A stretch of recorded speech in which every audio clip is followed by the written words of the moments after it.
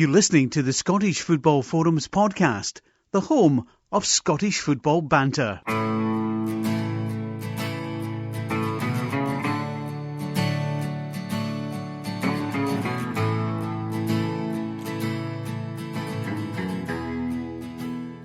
many motorways must Thistle fans drive before you call their match? How many shirts must Peterhead borrow before they kick a ball? Yes, and how many minutes must Pars fans wait before they're sent up the road? The answer, my friend, is blowing in the wind. The answer is blowing in the wind. Welcome back to the SFF podcast season. I don't know the number. I am your host for this evening. This episode, Josh. Somehow I've been given the reins and made absolutely no plans for hosting duties whatsoever.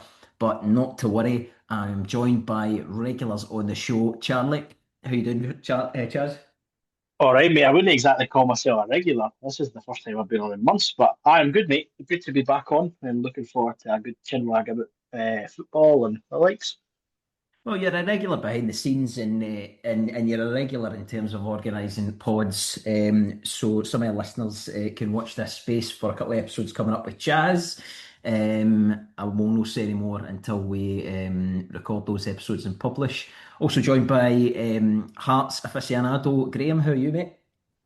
Very well, mate. Hearts are pumping Celtic more than Bonnie Blues pump most guys, so I'm fucking delighted, mate. Careful with that kind of language, mate. You'll end up getting arrested and thrown in an Indonesian jail. Or is it Malaysia? Where's Bali? Indonesia. Yeah, Indonesia. Aye, spot on. Joined there, that's the voice of Daris. How are you, mate? Yeah, I'm doing well, mate. Doing well. All good. Looking forward to getting into the action tonight ahead of the fixtures at the weekend there, and see what happens for the European games as well. I know, mate. Media darling, thanks for joining us on this lowly podcast. Thanks for coming down for your ivory tower, by the way. Chris, also joining us. How are you, mate? I'm good, thanks. We're on episode 29, by the way, and I know that because I had episode 28 out the other day. Some terrific work by John interviewing one and only Daris, and as well as the contributions for the likes of the two Russells from the Three Lines podcast and the podcast Peldroad, I think the Welsh one's pronounced, and Mark, the Northern Ireland journalist as well. So if you haven't listened to that, get listening. It's brilliant stuff. Aye. Especially if you're going to the World Cup next year, because it gives a great breakdown of Boston. Definitely. I wholeheartedly listen to that episode. To the listeners, check out the interview with Derek Ray. Fantastic interview with the Three Lines podcast. Russell's a good boy, but you can skip that part if you want. Show as ever brought to you by Supernova Terrace, where this is the place to get yourself some good football-based clobber. It's supernovaterraceware.com. There will be a link in the blurb below on this episode. Right, lads, where to start here? I think, seismic changes in the Scottish Premiership at the weekend. Obviously, Martin O'Neill departed last week from Celtic, leading to William Nancy, is that his name? William Nancy, isn't it? Wilfried. William, for fuck's sake. Jesus. It's all right. Celtic can't get it right either. They announced the stock exchange is built up Wilfred instead of Wilfried. Missed it. Wilfried Nancy coming in a couple of days before he's thrown into the baptism of fire, where he took on league leaders Hearts at Celtic Park. And if you don't know the result by now, you have been living under a rock. Hearts went 2-0 up by about 60, 70 minutes, and then Celtic pulled back 2-1. But it wasn't enough. Hearts took all 3 points, leaving them 3 ahead. Celtic with a game in hand, I believe, but 3 ahead at the top of the table. And we are getting dangerously close to Christmas. And I, myself, and along with many others, I definitely said this. I can't remember how many folk in the pod agreed with me, but I said that if Hearts get to January and they're still top of the league or within points distance of top of the league, they have a real chance of winning the league. So there'll be a lot of questions. So it's far too early days to kind of judge Nancy in my view, but I would like to come to our Hearts and Celtic fans first. Graeme, The question is here, mate, can Hearts win the league? I think they could, but I don't think we're going to. Because I think consistency is a big key. And I've said this for months. I've always believed that Hearts won't win the league, but I think second is up for grabs. Because if you look at the last few weeks, we hadn't won. We'd only won one in the last 6 before we took on Celtic. Celtic were on a run of 5 games of unbeaten going into that game. So I just think consistency is a big thing as well. I think Hearts have got a very good squad. Personally, I think we've got a very good squad, and we're going to strengthen that in January. We are looking at a couple of players to come in. We've also got like Bennett to come back in midfield. We've got a Ajew, a record signing to come back in. I think we'll probably sign at least another 3 in January. So I do think we've got a very good squad. But I think once Celtic go on a run, which I think they will at some point, and you can see for the first 20 minutes, half an hour on Sunday, what Nancy's trying to do. And if Celtic take their chances early on through Maeda, they maybe win the game. So I do think Celtic will get better as the months go on, and they will strengthen in January. And I just think the lack of consistency at Hearts is a big, big factor.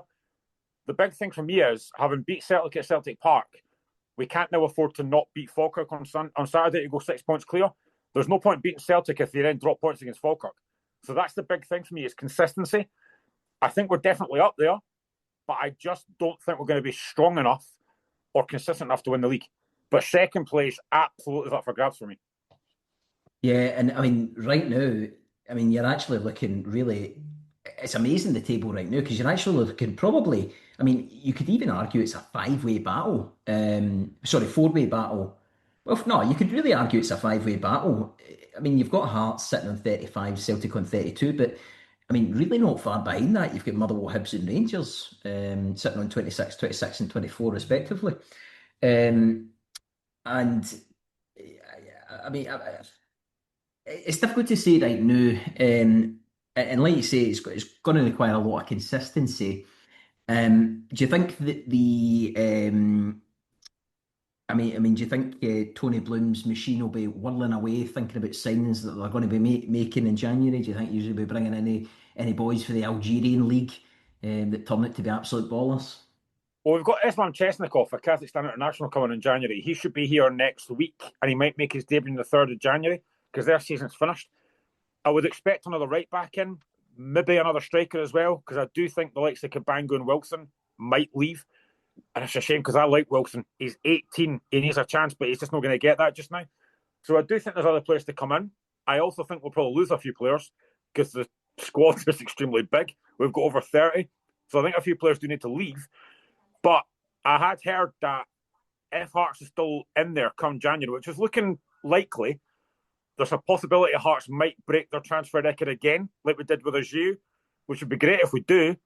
But then we could go and sign a player for £1 million, but Celtic can go and spend 3 or 4 million on a player. So that's the terms of reality you're in. Celtic can go and strengthen big that we probably just can't do. Another thing that kind of stops us winning the league. But I'm very happy with this season so far, because last season I sat on most of these podcasts raging at the fact that Hearts were bottom 6. We were absolutely terrible last season. So to be sitting where we are just now with only 2 defeats all season in all competitions, 1 league defeat, I think this is beyond most Hearts fans' wildest dreams, because I certainly didn't expect us.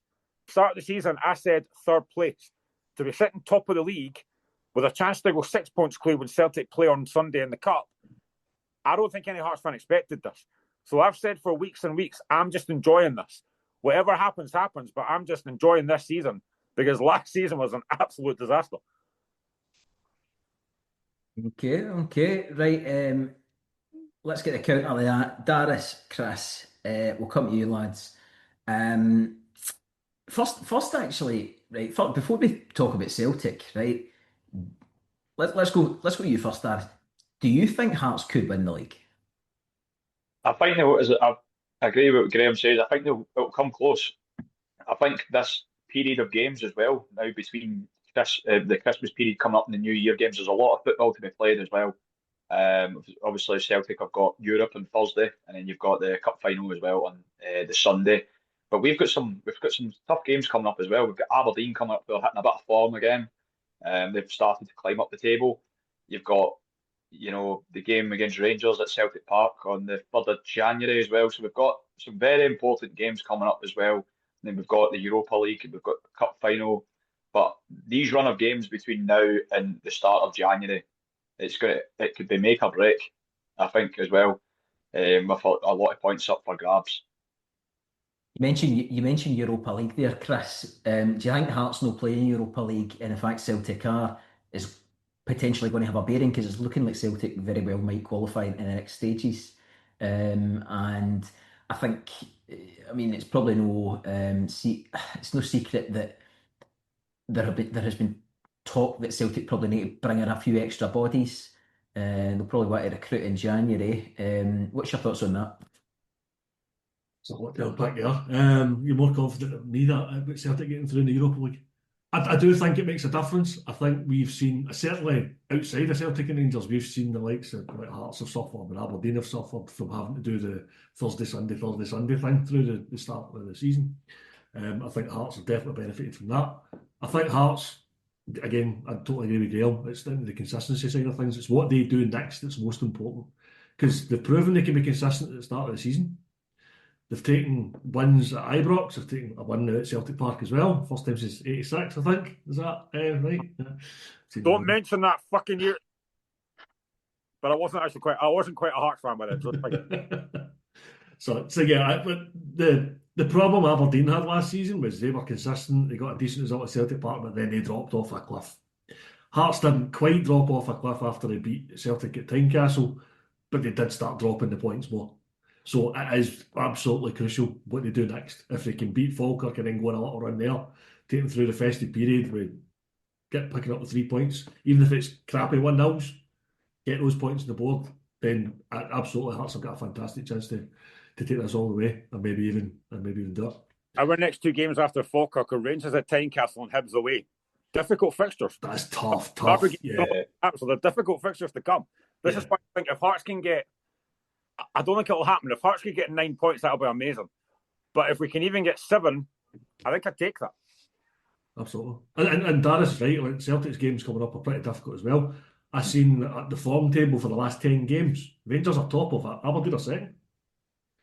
Since Aberdeen started terribly, but since they started picking up the wins, they've been getting the points to board. So credit to them as well. That's going to be a difficult fixture for Celtic, especially given the way Celtic have run this season so far. Obviously, didn't start well under Rodgers, got rid of him. Martin O'Neill came in, steadied the ship. It hasn't been fantastic under O'Neill, but he's got the wins and he's got the points to board. It's those crappy 1-0s I'm talking about. That'll be a difficult game as well, the Aberdeen game. I know it's at Celtic Park as well, but Aberdeen are probably they're one of the more informed teams. I think I spoke on the pod a few weeks ago as well, where they had a run of games coming up that they should be getting points on the table, and they've definitely done that, and they're now into the top 6. So that'll be a tough game, just with the way Aberdeen are playing at the minute. So a couple of tough games coming up for Celtic, definitely, after with the whole Europa League Cup final, and then away to Tannadice as well. Aberdeen at home, so it's not going to be easy.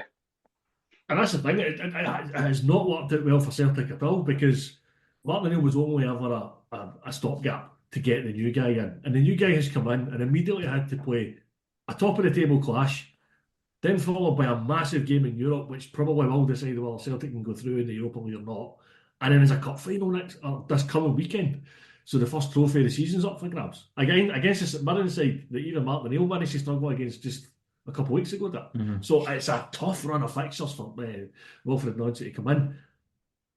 My problem with what's happened with Nancy is he's come in and he's made that fatal mistake of wanting to put his stamp on the team right away. For me, management 101, you do not change things the first time you come in the door. You take stock, you see what works and what doesn't work, and you change things gradually. He came in and tried to change the entire system on Sunday after one training session. That was probably his biggest mistake. I know he's getting criticism for everything under the sun, like turning up wearing green trainers. I think wearing green trainers at Celtic was a problem, but okay. The other one that's obviously getting the criticism is the little magnetic board. Now, there are better ways to do what he was trying to do there. He's coming in, English is his second language. He's trying to get his ideas across to a bunch of players that doesn't really know. I get why he's using the board, but it's too easy for everybody under the sun to see it. The picture of Derek McInnes looking over his shoulder is embarrassing. It's things like that have suddenly polarised the Celtic support. Because you've got some of them who just are laying into Nancy straight away, saying he's no got it. I think that's probably a bit harsh. We did see in the sort of opening 20 minutes, half an hour of the game, what he's trying to do. And while I wouldn't put it at the same level of Postecoglou, under Ange, you could see immediately he was trying to do something, and if he stuck with it, there was a whole trust the system phrase. It worked. I don't know if Nuncy's going to have that same impact at Celtic, but he needs to have that chance to do it. It's just unfortunate that Blaise Postecoglou got to do it at the start of a season, and it took a while because like Celtic and that first season under Postecoglou, they lost 3 games that season, and all 3 of those games came in the opening 6 fixtures. So it took a while to get going. They obviously lost the Champions League qualifier against Midtjylland as well. It takes time. So to try and have it takes time in November, December is not the ideal situation to be in. So I feel for him in that. But he's changing things a little too fast for my liking. He needs to do it a bit more gradually. It'll be interesting to see how he set up against Roma on Thursday night, as to whether he continues to try to put his stamp on the team as much as he can straight away, or whether he tries to use what players he's got, because I'm not convinced we have the right players at the moment. That, like you said, that was going to be another thing we're going to have to deal with in January, is trying to change the team in the wrong transfer window, because we know how difficult it is to do things in January. But he needs to bring in the right players that's going to fit his system. He needs to bring in the players that were missing and have been missing since the summer transfer window. And I'm not sure I trust the people at Celtic to do that right now. Paul Tidsdale's the guy supposedly in charge of us. The guy was almost asleep at the game at the weekend. That was another embarrassing picture. Tisdale's a nothing in football. He hasn't done anything. I think he's at his depth at Celtic, but he's the guy that's going to be helping pick whoever we bring in January. So it's down to him, down to Nancy, and see what we can do. But we have to get to January first, and there's a lot of games before then. Mm-hmm. Yeah, it'll be interesting to see how we line up obviously tomorrow night as well. I don't think you can go 3 at the back again. I think got to go with a flat 4 for tomorrow.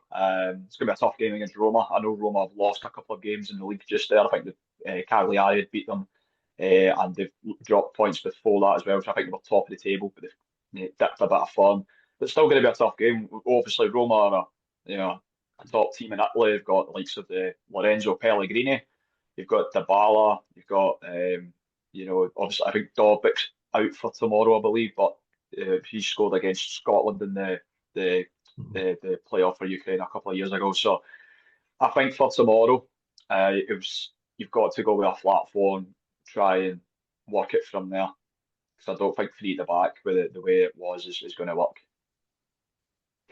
It's interesting with Nancy, guys, that Nancy's come in and he's getting slaughtered for his green shoes straight away. I seem to remember something like that happening with the recently departed Rangers manager at Ibrox. I suppose what we have here is literally a case of the shoes being on the other feet. In terms of Nancy, guys, sorry, that's fucking terrible. In terms of Nancy, guys, right, I'd be interested to know what you think here, right? Because Chris, you're a Martin O'Neill aficionado, right? Probably at the peak of your Celtic supporting life under Martin O'Neill's team, fair to say. Yeah. Daris, you're obviously a bit younger than Chris. What age would you have been? Where did you have been? I think when he left, I would have been about 3. Oh, course. Right. Sorry, Chris. I mean, what did you think? Did you think it was because a lot of folk have talked about the idea that they should have held on to Martin O'Neill for a bit longer, and then brought Nancy in. There's another school of thought that thinks, well, the guys want to come in as soon as possible and start imprinting. I mean, me as an outsider, I felt right. There's a couple of things I think about Nancy. Right, number one, I think it was probably the wrong time to bring him in, right? You needed to bring him in maybe a week or 2 earlier, or at least get past this cup final. Because see if he doesn't win this cup final, and it's a St Mirren team who have just had a really good result. If he doesn't win this cup final at the weekend, just after getting beat off your Hearts, then the fans will get. It's difficult to say what the fans will be like, because I think a lot of their eye is probably aimed at the board there. But the other element of it, right? I've got to say, right, and I'm obviously, I hope Nonsi is not a success. I hope he does disastrously, right? That goes with the territory. But there's elements of Nonsi, right, that I see, and I think this guy just feels like I felt when Russell Martin came in. He's a guy that really, so let's talk about he's going to implement a system and plays this really attacking brand of football. It's really, really early, and the guys, there's the other element, as you say, Chris, English isn't his first language, and he's coming from a completely different culture. Do you think? I mean, number one, do you think it was the right time to make the managerial change? And number two, do you think he will be able to adapt to the Goldfish Bowl in Glasgow? That's two very good questions. I think you're right. I think it was precisely the wrong time to make the change. If they could have got him in sooner, fair enough. They couldn't get him in sooner. They should have just held it off a bit longer. Saw through the cup final. I mean, giving Martin O'Neill the cup final itself would have been a great way to kind of send them off.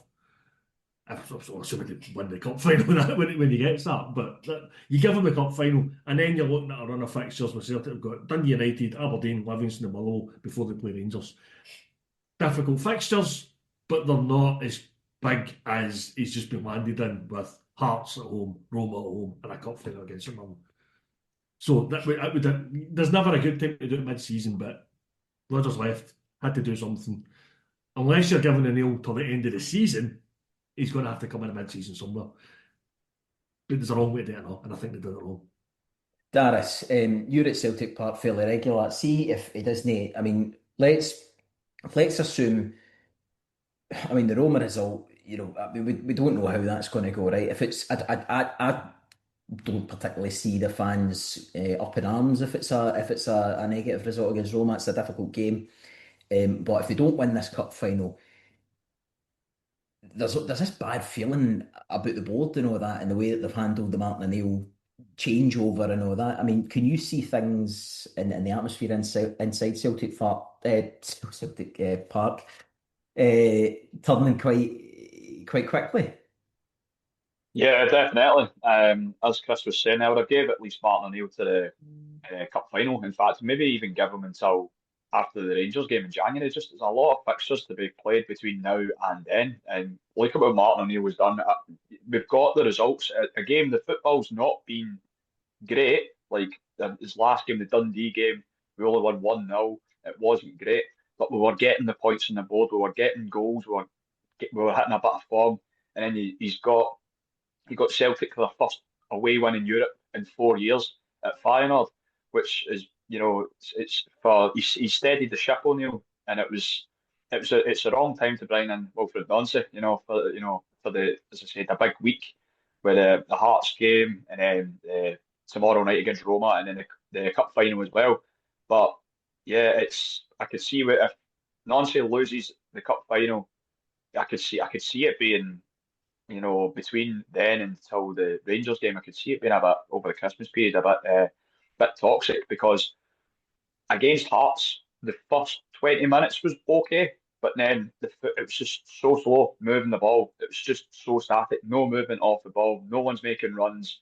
It was just very basic, and it was just like as soon as it just didn't work after the first 20 minutes, you couldn't see where we were scoring from. I know Tierney scores at the end in the 94th minute even, but it was just very flat.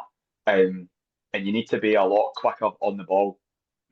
Even tomorrow, even if it's a slight improvement, yeah, you're playing a different class, a team of Roma who are a very top team in Italy, a good side. But as long as there's improvements, then we'll go from there. But the cup final won't be easy against a St Mirren team who they've only got a good result there against Dundee United, but Celtic have struggled against them. It won't be any pushover at all. But I would have gave O'Neill even up until after the Rangers game in early January. Right, Chaz, you're sitting here. Is there objective aside from myself? I can't be objective because I would rather, I would fucking hell. I would rather a team of 11, Jimmy Savile's won the league in Celtic. But Hang on. Are you suggesting the Hibs fan is neutral and an idea that Hearts might win the league? well, true. Right, Chaz, get the splinters out your arse here. Can Hearts win the league? Are Celtic going to win it? What's your thoughts? Hearts can win the league, but they won't win the league because the league is designed for two teams and two teams only to win the league. So, but I think in all seriousness, I think Celtic will probably have got a scare with Hearts being that far in front. Then obviously Hearts fell off the cliff a wee bit.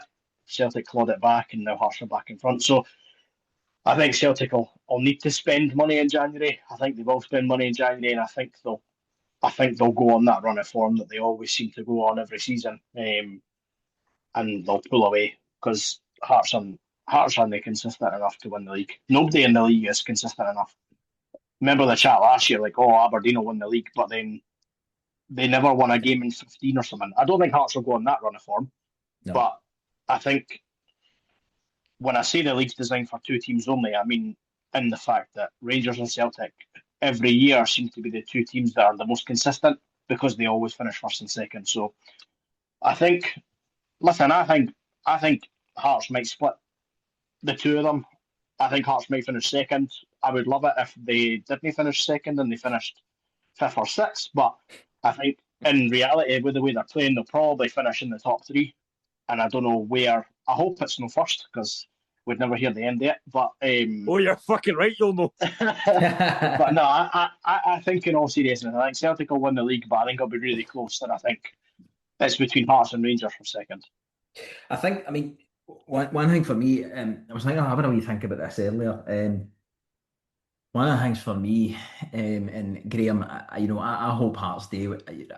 In all seriousness, I think it would be so refreshing to see anybody apart from Rangers or Celtic win the league, right? One thing that I did think about is see if Hearts are able to have that consistency. And let's say they get to March, April, right? And they're still in touching distance. They're maybe three behind or three ahead or level on points. The games after the split become enormous and they become so difficult. Because you're then in a situation where looking at the league table right now, the league table right now reads probably like you would imagine someone thinks that the league table should look like, right? You've got, you can probably argue the toss between Motherwell and Dundee United, but you've probably got all the other big teams in there. And post-split, they've all got to play each other, and it becomes really, really difficult for Hearts to maintain the level of performance in massive games that they need to win the league. I think that's potentially going to be really difficult for them if they were able to get to March, April time, still in touching distance. I don't think this is a two-horse race, right? And here's my reasoning why. There's Motherwell in it. I think, well, Motherwell, they're sitting third, fourth place. I've got a game in hand, right? Mind you, I don't know who that game in hand's against. We need to double check. I think from what I have seen over the past couple of weeks that Danny Rowe and Rangers are slowly gathering momentum. I know we stalled a wee bit with the two draws, but in terms of performances, I'm noticing changes in terms of the pragmatism that Danny Rowe is bringing to the squad and to the team. I think there will be moves made in January. And here's one of the things, actually, Graham. I would be worried if I were Hearts. It's a whole nother podcast about whether or not Hearts would sell to other teams in the league right now, right? But players like Claudio Braga would be very appealing to me as a Rangers fan. And I don't know, when you think about the selling model and what you know, the Tony Bloom model is all about identifying players, you know, absolutely, you know, it's Moneyball. It's players that nobody thinks are first class. Nobody thinks could possibly perform at that level, and somehow they come in and they're absolutely brilliant. And then ultimately they flip them on for a lot of money. Um, I don't know. I would be looking if I were Danny Rule and the Rangers recruitment team, whoever the fuck that is nowadays. I would be looking seriously at some of the players that Hearts have in their books. I would be looking at, sorry Charlie, some of the players that Hibs have in their books. Um, I think there's going to be changes. I think there's going to be more money spent for Rangers in January, and I think with Danny Rule, I think that the money's going to be spent right. And I can see us slowly gathering that momentum and getting back in this title race. Not winning the league. Not winning the league. I'm just saying I think I can see us making this a three-horse race. Well, I mean, it I agree with helps our decisions going your way every week as well. But, I mean, the thing is, I do think that I've actually said this on my own TikTok page. I am concerned that Braga and Kizilidis might leave at some point because they've been amazing this season. Braga's now got 10 goals this season. Kizzy's got 5 goals and quite a few assists. It is a concern that they might go, but this is what the whole Jamestown thing's for. It's about signing folk for that you don't know for very little money and then getting them sold for a profit. That's the whole point in this. And it's very early days on this. So if they did leave, we'd hopefully get somebody else that would come in and do a good enough job as well. So there is a worry, but there's also that thought of, right, if they do go, what's next? Who are we going to get in next? It's exciting. This is the first season of Tony Bloom as well. And when Tony Bloom came in and said that he thinks Hearts can win the league in the next 10 years, a lot of folk thought, he's talking nonsense, but he can prove that he could do that. Well, what he's done at Brighton and USG, and he's got a really good background as well. So it's quite exciting times for Hearts just now, but I don't really want at the moment Braga and Kizzy to leave. And also Braga's got the best football chant there will ever be, because I cannot listen to Radio Gaga ever again without singing that song. But he's been phenomenal. He's been absolutely phenomenal. And then, of course, was it last week, I tune into whatever it was, and I hear Chris Boyd talking about Lawrence Shankland and the Rangers. I mean, it's getting boring. It's every single season. It's not going to happen. It's not going to happen now. It's boring. Should have happened this summer. I mean, in all seriousness, yes, Rangers have picked up. They are getting results, and Danny Rule seems to have a bit of something about him that Russell Martin didn't have, but that's not difficult because Martin was absolutely useless. But I still think there are players in that Rangers team, and you will know this yourself, Josh. They just aren't good enough. I mean, I don't want to be too critical. No. Jesus Christ. Chermiti, that guy wouldn't get a game of fucking soccer aid. He is awful. There's a lot he's a YouTuber. I'm convinced he's a YouTuber that's managed to get a football contract. You remember years and years ago when Southampton signed Ali Dia on the back of what George Weah thought? That's what Chermiti looks like to me. Somebody's phoned him up and said, this guy's my cousin. He's amazing. He's brutal. Absolute brutal. Mate, that's not a bad shout, by the way. This is Kevin Thelwell has been Ali Dia'd, by the way. Absolutely guaranteed. Guaranteed, by the way. Fucking moron. Right, well, we'll see how things go with that over the next wee piece, guys, but we'll move on. Eye to eye, station to station, hand to hand, across the nation, living in America. Daris, me and you, I think we're the only ones on this show that are off to America in June. Your social media is intact. Exactly. No, mate, I need to go through my tweet history. Start deleting now. I need to badly. Daris, the real question on everyone's lips is, at what point are me and you going to get a couple of AR-15s and start shooting up the place? That's it. Just shoot them up there. Listen, mate, you've been everywhere across the media this week.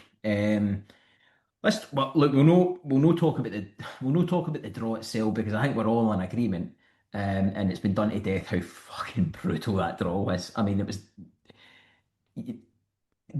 genuine vomit-inducing stuff. Throughout the whole. And oh god, I can't talk about enough about it, right? But the draw itself, lads, Haiti, Morocco, Brazil. Now, I'm not going to say what one of those ties we're all eye-watering thinking of. Yes, you're right. It's Haiti. That one looks really good. I can't wait to see Haitian players such as. Quick giggle. No, nothing. No idea. Nothing. I could not even tell you a Haitian player. What I have heard is that their manager is somebody. Their manager's like an ex-pro or something like that, and he has never stepped foot on Haiti. Chaz, I'm going to come in on when you say you've never heard of a Haitian player. I'll bring up the fact that one of their strikers used to play for St Mirren. Actually, Dukins Nazon, if you'll remember the household name that is. The reason I remember that is because I signed him on FIFA years and years ago, and it was like my world became so weird when he rocked up at St Mirren Park. So that's the only one I know. But he played for St Mirren. I think we're all laughing about it. I mean, Flavors of Costa Rica 1990 about that one, isn't it? That's going to be the opener at the Gillette Foxborough Stadium in Boston. 10th In of Boston. Yeah. Aye, I saw a tweet. I saw something on social media anyway today that basically said Foxborough's as close to Boston as the Kelpies are to Glasgow. So what you're saying is that we're not really going to be able to get a bike and Stephen cycle back? No, I think even in the podcast that I did we did it today, it was like about 20 odd miles. Was it 23? I think he said. America's no set up for this. It's set for cars. That's that. Yeah. There's the public transport just is rubbish. There's no fucking set up for this. But what we thinking? I mean, possible for us to get out the group, lads? Are we looking forward to the World Cup? 3 brilliant fixtures. They're all going to be early in the wee hours, so to speak. We'll need to wait and see what the licensing situation is, but you're unlikely to be able to watch them in the pub. You're probably going to have to get out of your bed to watch the games. Thoughts on the group? Yeah, it's. I think with Haiti being the first game as well, you've got to look at that game and say you've got to get off the mark, and not just get off the mark, get a couple of goals as well to benefit the goal difference. Because I think 3 points can maybe even get you through this group stages with the World Cup being extended up to 48 teams and the best third place playoff teams going through it as well. So you've got to look at the first game against Haiti and get off the mark with a win and try and get a couple of goals as well. In terms of the other 2 games, it will take care of itself. But I think out of Brazil, Morocco as well. See, that'll be an interesting first game as well. But I think if you're Morocco, I think you could fancy your chances of winning the group because Brazil finished 5th in their South American qualifying, which is the worst I think they've done in a number of years. So I think if you're Morocco in this group as well, Morocco would fancy their chances of winning it. So that would be a very interesting game before we play against Haiti, how Brazil-Morocco is going to unfold. Absolutely, and Morocco now 11th in the world or 13th in the world. I know the FIFA ratings mean fucking shit, but Morocco, they've got some insane stats. Like they've only conceded 3 goals in the last 18 games or 20 games or something. That's fucking mental. I mean, let's caveat that with, and again, I'm not speaking disparagingly about the African kind of confederation of football teams, but there's a lot of shite in there. Their group was full of shite.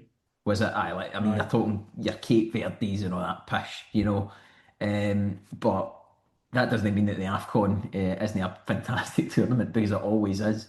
That'll be the interesting thing for me is when the AFCON comes in because that's just coming up the next couple of weeks.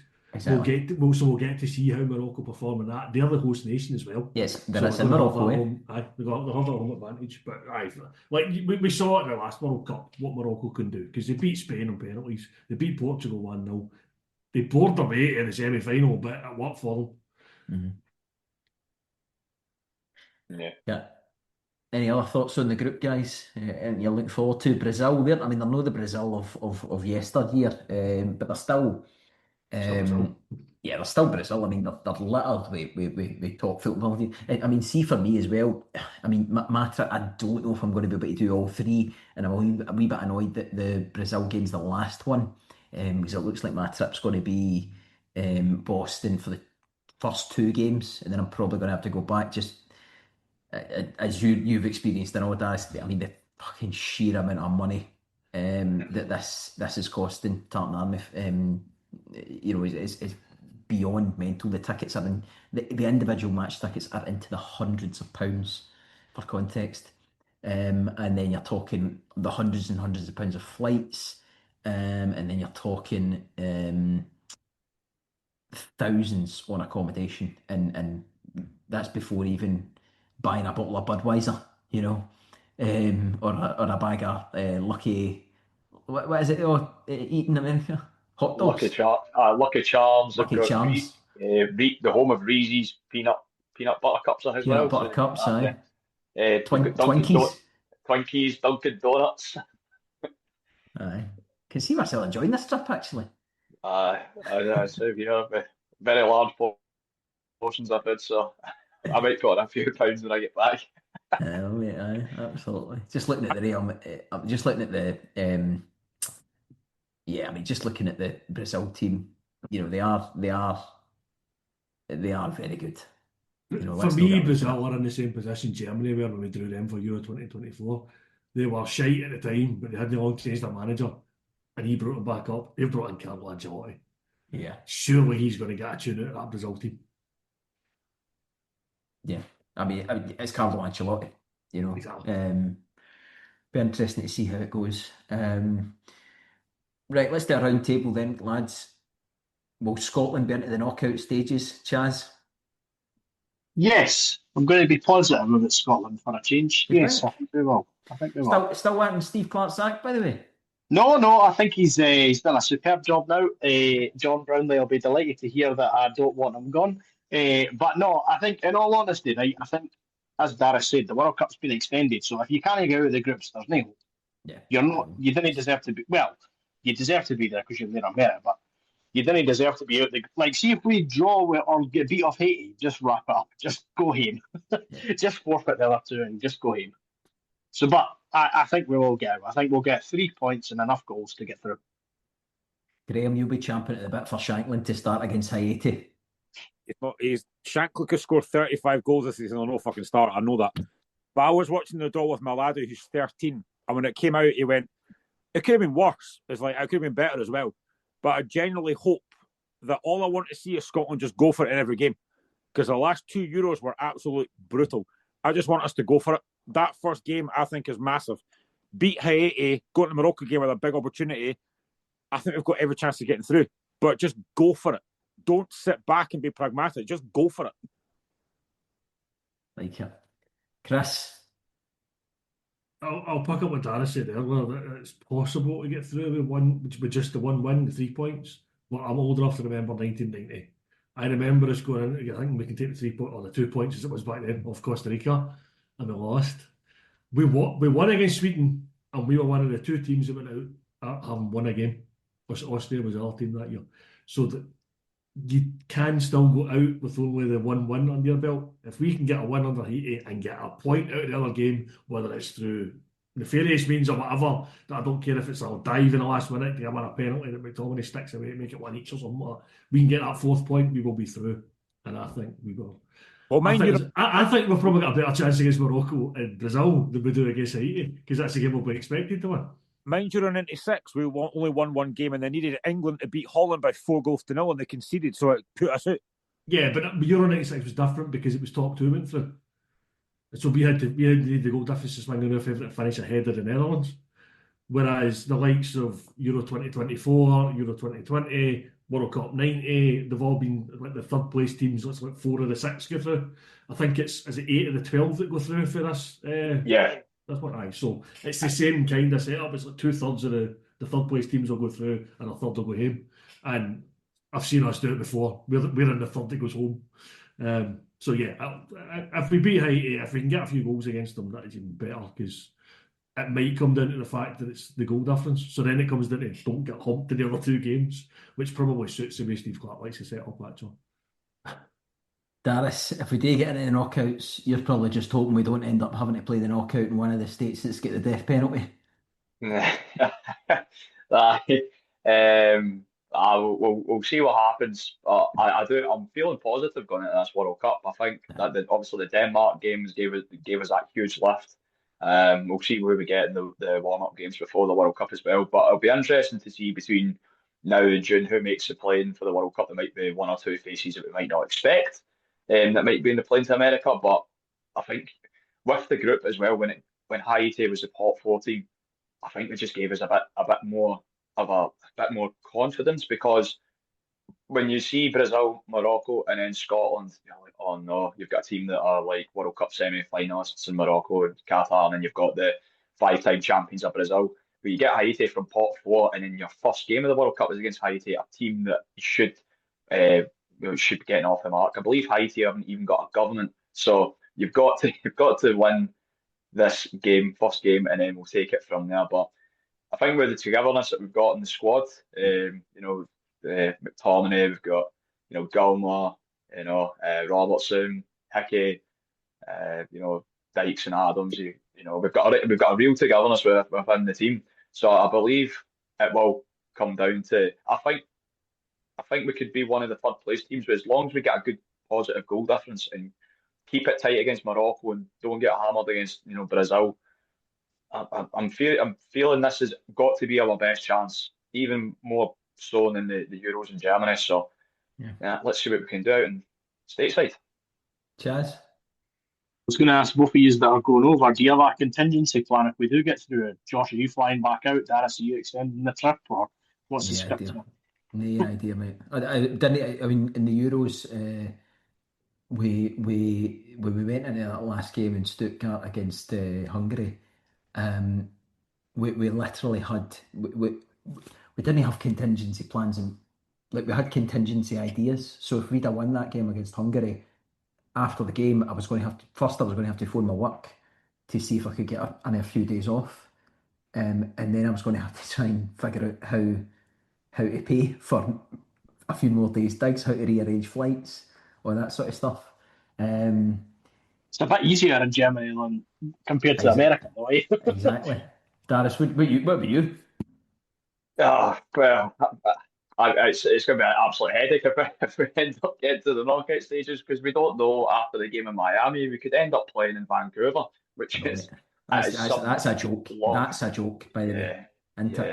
The knockout stages are all like sporadic and spread about. It's we've got our last game in Miami as well, but then with the knockouts, because we're one of the earlier groups, we might be another week before we even play the first knockout game as well. Crazy. I mean, I think there's over 105 matches in this World Cup, but between the end of the game in Miami against Brazil, we might not play for another week. That's another week. That's another week in America.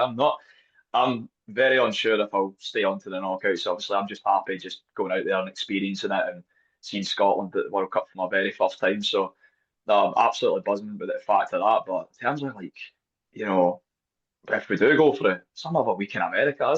Goodness knows how much extra spending money you'll need to even keep on, and that's only for the last 32. Never mind if we go into the last 16 quarter final, then semi final, and then beat England in the final. Graeme. You mentioned there about players always trying to get on the plane. So this is kind of two questions. Is there anyone right now that you think could potentially find a seat on that plane in the next few months? And the second question, I know it's been done to death, but I have to ask it. Do you think Harvey Barnes is on that plane for Scotland? Daris, you better go first. I am going to say no. I don't think he will.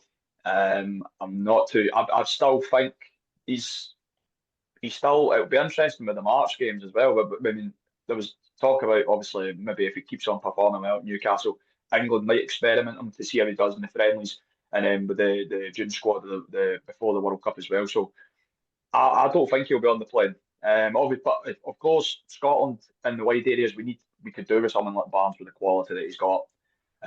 So I wouldn't be against it, but I'm going to say no. I don't think he will feature for Scotland on that flight to the USA in June. I so on that, right, Graham. So right, with Barnes, see with the Barnes thing, right? There's there's that automatic recoil, isn't there? Right, where you're, oh, yeah, fucking prick, you know.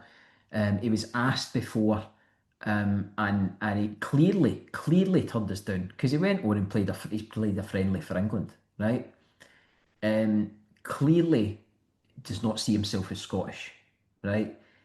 And this isn't a getting onto the nationalist thing. You know, you can see yourself and be Scottish if you've got an English accent, if you've got an English heritage. You look at Scott McTominay, right? You know, many players over the years that have viewed them just despite the fact they might have been born and raised in England, you know, are distinctly Scottish. You know, Stuart McCall, another one that comes to mind, right? Um, Plenty of them. So it's nothing to do with that. It's to do with the fact that he is hedging his bets. He wants to play for England, and there is no desire there to play for Scotland, right? That being said, he clearly is a top quality player, right? And we need top quality in the team, right? But having said that, here's the caveat, and you alluded to this there, Daris, about the March friendlies, right? Is Steve Clark going to look at this? You think about past World Cups, right? And stories that have happened at Scotland World Cups at years gone by, right? Controversies that have upset the camp, right?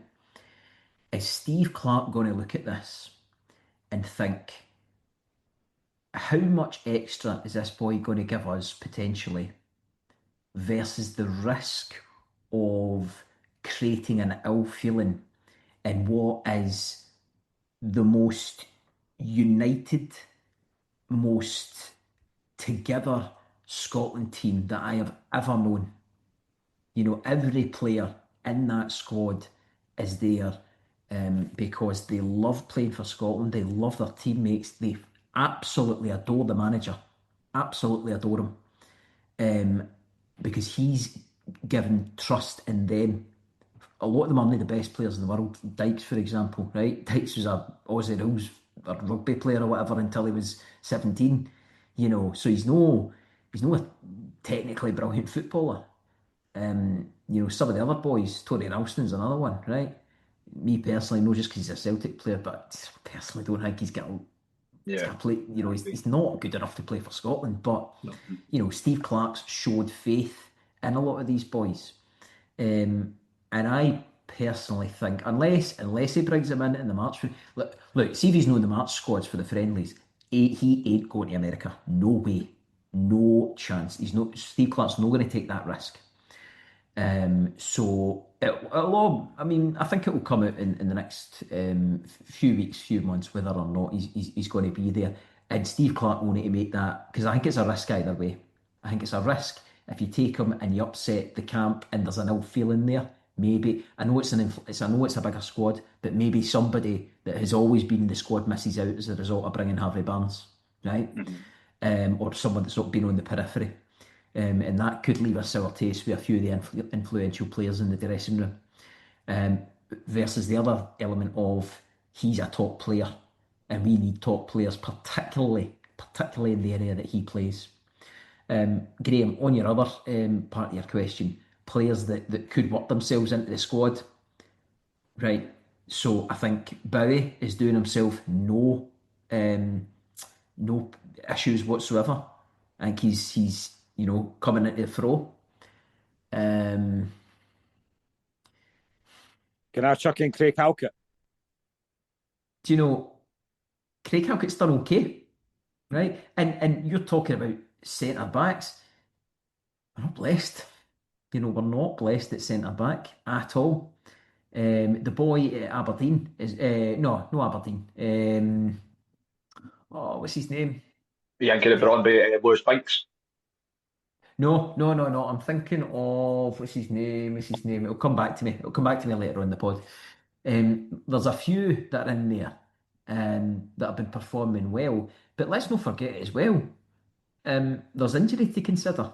You know, look at the last Euros, Lewis Ferguson missing out. I mean, I hope that doesn't happen for any of the players, but I think it is an inevitability that one or two of the players, you know, that have been throughout this, it's just statistical chances are probably going to end up missing out through no fault of their own. So there's a lot of time to go, and boys will be wrapping themselves in cotton wool, but boys will also be wanting to play out their skin to try and get into this World Cup team. It's so exciting. See, even now, man, you know, it's December, 6 months away. We're all sitting here talking about who's going to be on the plane, and fucking brilliant, isn't it? It's a great feeling. But as I said, I think the March friendlies coming up. You'll obviously see the likes of Ian Yeah. McGinn's and Ferguson's, the Dykes, Adams. But as Graeme says, Halkett's a good point, and I think he could maybe be within in the squad for the March games. The boy, as I was saying, Lewis Binks, he's eligible to play for Scotland. I think he's got a Scottish grandparent, or he's got something related to Scotland. He's currently playing out in Brøndby. So there was talk of him maybe getting called up to the squad in March. Like there was possible options for a centre back with him. I think he also played for. I think it was he played down in England somewhere. I can't remember who it was, but I know he's out in Brøndby at the minute. So I think you'll see. We're not blessed with centre backs, you know. So it'd be good to have like options like Halkett, who's been absolutely fantastic as well, you know, with Hearts this season. So and then the Harvey Barnes situation as well. It could. I mean, I don't know if it's maybe me. Remember was it the Elliot Anderson situation with Scott? Remember he was something to do with Scotland as well. And then look at him now. Elliot Anderson's been captain of England. You could end up that could end up happening with Barnes as well. Because I think Yep. with how he's doing, I think with the March games coming up, I think there's more chance of Barnes now playing for England rather than Scotland, which is Yeah. a shame because we need a bit of quality in that wing, but I think he's going to end up playing for England. Jack Milne was the other player I was thinking of. Aye, so I mean, there's legs to run with this.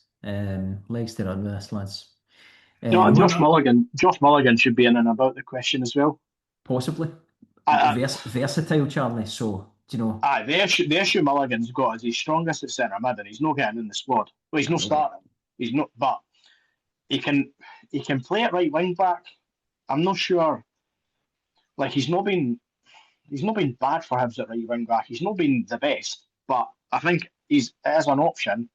But I don't know if any of you have seen his highlights for Saturday against Falkirk, but he was just absolutely everywhere. And I think, I don't know, maybe it's getting that experience of being in the camp. Like Bowie, I think both of them have definitely improved since we qualified. So hopefully both of them continue on this vein of form just to even ask the question for the summer, because it would be great for more boys from the league going to the World Cup. Yep. That would be great for the Scottish Premier League in the general. Yeah, I think it depends. Sorry. No, you're all right. You're all right. That's when you go. I think, as I said, with the March games coming up as well, it depends who we play in the friendlies as well. Like if we're playing, I believe there was talk of maybe Uruguay in a friendly, which will be a tough game if we get Uruguay. But say we were playing someone that's not as strong, as I said, maybe even the likes of Mulligan, even the likes of Halkett, who've not had international experience, come into the frame. But it all depends as well who we play in the games as well. So, but I think the March camp coming up, you'll see a couple of tweaks. I don't think he'll change it too much, but I think you'll see a couple of tweaks. Obviously, because I'm a Hearts fan, I've got my own opinion on this, but to get outsiders folk on this as well, do you think ahead of this World Cup that Craig Gordon probably needs to go somewhere to get games? Because right now he's not getting a game for Hearts because Swallow's starting, Gordon's on the bench. And I think in the build-up to the World Cup, I think he needs to start, personally. So as much as I love Craig Gordon, it might be beneficial for him to go somewhere and play rather than the bench of Hearts. I don't know what you guys think about that ahead of the World Cup.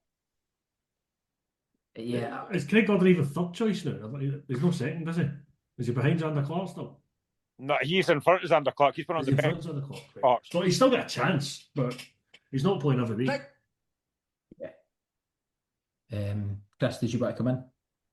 No, I was just going to come on my point. Daris mentioned about Uruguay. England have announced today that they're going to play Uruguay and Japan in March. So the talk is maybe Uruguay will just make it a double header against England and Scotland. So that would fit quite nicely. And then we'll see what the other game ends up being. But I was also looking up to see exactly how the latter stages of the tournament goes. We'll talk. Our group's paired with the group that Netherlands is in. So that's Netherlands, Japan, Tunisia, and whoever wins UEFA Path B. I think that's the Poland one. And whoever else is in that. So the winner of Group C plays the runner-up, and runner-up plays the winner. Those games are in Houston and Guadalupe, by the way, on June 29th. So they're 5 days after the Brazil game. If we were to finish third, that's when it gets more complicated because it could have been one of 3 games. We could play the winner of Mexico's group in Mexico City. We could play the winner of France's group in East Rutherford, which is in Jersey. Or we could play the winner of Group E, which is Germany's group, which is, I think, is a bastard group, to be honest. It's Germany, Ivory Coast, the other decent side from Africa at the moment. Ecuador, who finished second in the South American qualifying, a point ahead of Brazil, and had 3 points deducted during that as well. And Curacao making their debut. Dick Advocat is their manager. I didn't realise that. I was looking at all the day. Yeah, 78 years. So that's a bastard group. But if we were a third place team that ended up in Group E, we'd be back in Boston for a third game. So that's interesting. Excellent. Well, we shall see. 6 months to run. We are going to be talking about the World Cup probably every week, won't we?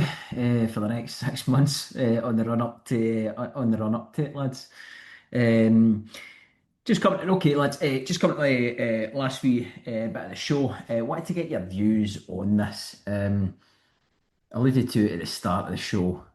The answer is blowing in the wind. With another storm midweek. It's a while away. It's a while away for the glitz and glam of the World Cup. We had several Challenge Cup matches on this week.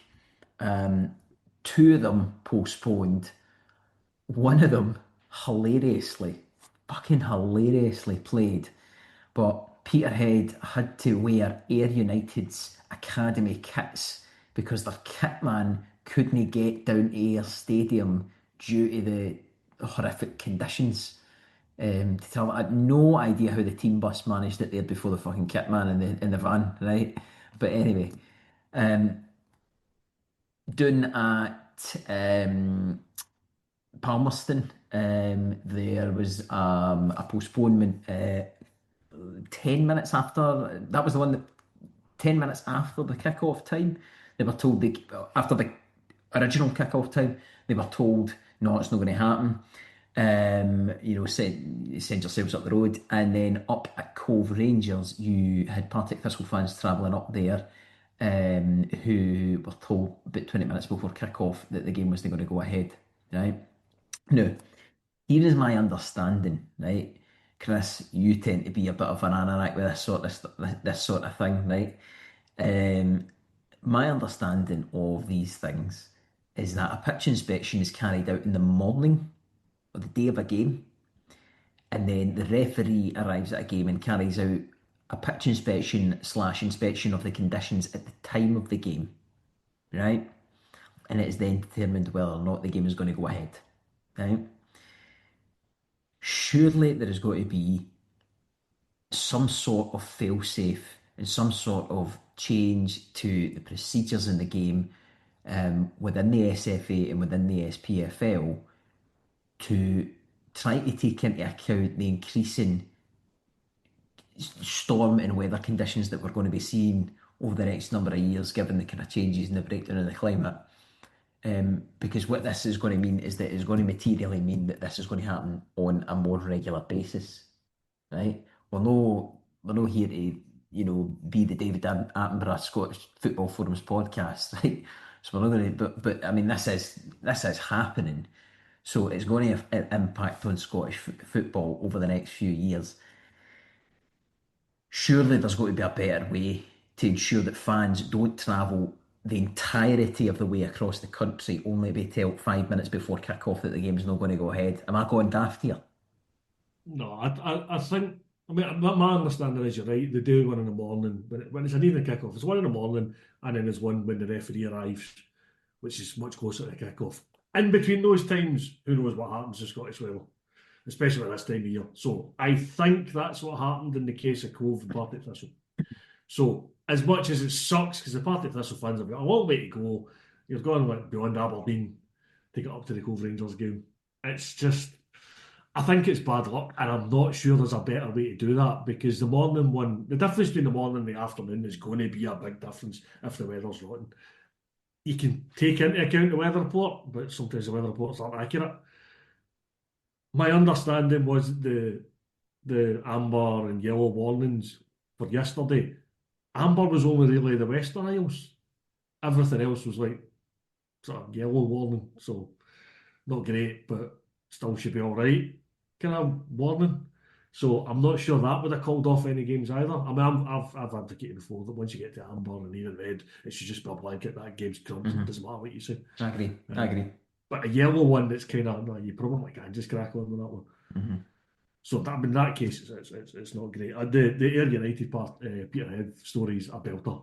It's amazing. That's classic Scottish football, and it got the game played. I mean, like what Peterhead did, we just hadn't played it and end up because it lost 2-1. But still, at least it got the game played. Ayr United progress, and it's done. But I don't know what happened with the Palmerston one. Yeah, the Palmerston one, that was delayed and delayed and delayed. And then delayed, and they were trying to get the game going. Yeah, they were trying to get the game go ahead, and it got to like 8 o'clock. No, I think it was 6:30 it was meant to kick off. I would need to double check the times, but it got to the point where it was 15 minutes after the original scheduled kick-off time, and then the fans were all told, bugger off, the game's not happening. It must have been borderline. They surely wouldn't have kept them around that long. But crazy. Trying to get it going forward. But crazy. I mean, that's Dunfermline. These guys have travelled from. Do you know it's Dunfermline to Dumfries. It's mental. I mean, maybe that's why they tried to get it going. It's like we'll do our best to get this game going because you have travelled so far, but it's not happening. But there's got to be a better way. But I mean, to be honest, this tournament has suffered from farce to farce to farce. This is the same tournament that a couple of seasons ago was inviting the Northern Irish and the Welsh teams in. And this season they went to the new sort of all flavour of the month Swiss league model and brought in all the B teams, and they made up all 10 of the bottom places. Only Hearts and Celtic get through. Hearts game was postponed last night. Celtic got pumped 4-0 off Ross County. Fantastic. So Hearts are the last B team left standing, and that's only because their game was postponed. Pointless. Chaz? I was going to say you'll be delighted to know that Tranent Inverness went ahead after the 15th time of asking the night, after all the rain that we've had the past 2 weekends. But it wasn't played at Tranent's ground, so there you are. There's a contingency plan that you could move it ground, but maybe that's something they need to think about. But you'd think a team in the Lowland League would invest in a pitch cover the way, like. Surely Tranent would have seen the weather forecast and thought maybe we should cover the pitch just in case. But I mean, it's gone ahead and Inverness are winning, so they'll no need to worry about it for much longer. But it is a farce. Absolutely. That one, Queen of the South last night was an absolute farce. Yeah. Any funny stories about postponements or cancellations games, guys? I've got a fucking belter. It wasn't postponed at the time, but I was at the game at Ibrox, Rangers against Hearts in the Championship, when it got abandoned during the game because of snow. Oh yeah, remember that? Aye, that was about. What was the score when it got abandoned? I can't remember. It was either 0-0 or 1-1. It was a draw at the time. Aye. God, I remember that now. Snow, wasn't it? It was really, really bad snow. I've got a belter.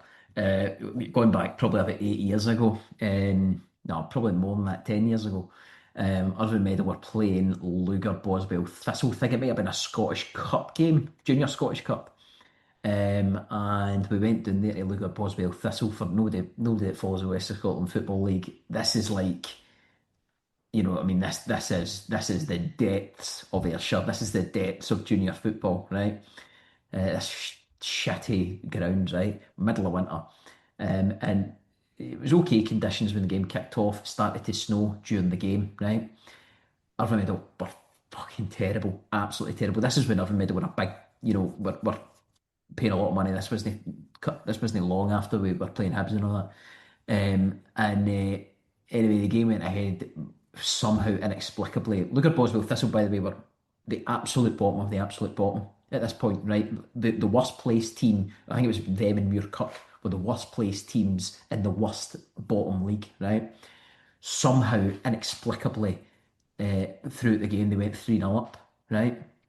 But it had begun snowing kind of basically as soon as the game kind of went on, right? And the game went on, and the snow got heavier and heavier, right?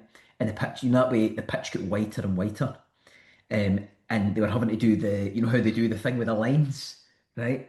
They were having to do all that. And it got to 70 minutes, right? And we were 3-0 down, right? And all the fans, because it was mostly Irvine Meadow fans in the ground, everyone was shouting at the referee, "This is dangerous, somebody's going to get hurt, this is terrible," right? Sure enough, 70 minutes on, the referee called it. And everybody in, game abandoned, back in. Game was played the next week, we pumped them 5-0. Oh, that's brutal. It's a belter, man. Oh. To say the natives weren't happy is putting it gently. No, this never happened to me because I wasn't there, but a couple of years ago, just before Christmas, Hibs were up at Dingwall and the game got called off like 12:30 or something. So guys I know were on their way up and put in a group chat in, off. We've just got to Ave More. We're halfway there and the game's been called off, and someone went, "Aye, well, you're halfway home now, so it doesn't really matter." And then lo and behold, we get the game played mid-January and we get beat 1-0. So not a happy hunting ground, but it was quite funny that they were halfway there. But actually, you're halfway home, so turned. The curse of the rescheduled fixture. I only remember having one game. Well, it got postponed on the way to the game, and it was. I mean, you're talking about Martin O'Neill's era. This was just 04-05 season. It was the only season I ever managed to get to every competitive Celtic game. So that was including the six that we played in Europe that season. It was brilliant. The one game I didn't get a ticket for myself was up in Inverness. One of my mates couldn't make it that day, so he gave me his ticket. I'm on a supporters bus and I had to turn in at Stirling because the game got postponed. So when the reschedule one came up, I went, "What did I do with this ticket? It's not mine. It's my mate's," and he couldn't make it that day. I was fortunate in that he couldn't make the rescheduled one either, so I managed to get up, and I'm fairly sure we won that game because we didn't blow that league until the last day of the season. But Excellent. Right, lads, that takes us to the end of the show. As always, regular listeners, thanks for listening. Please like, share, and subscribe to the podcast. Follow us on all social media channels. We'll be back next week to talk more of the mental world of Scottish football, probably to wax lyrical about Scotland's World Cup chances. But as always, happy hunting in your football games this weekend coming, and overall, happy football.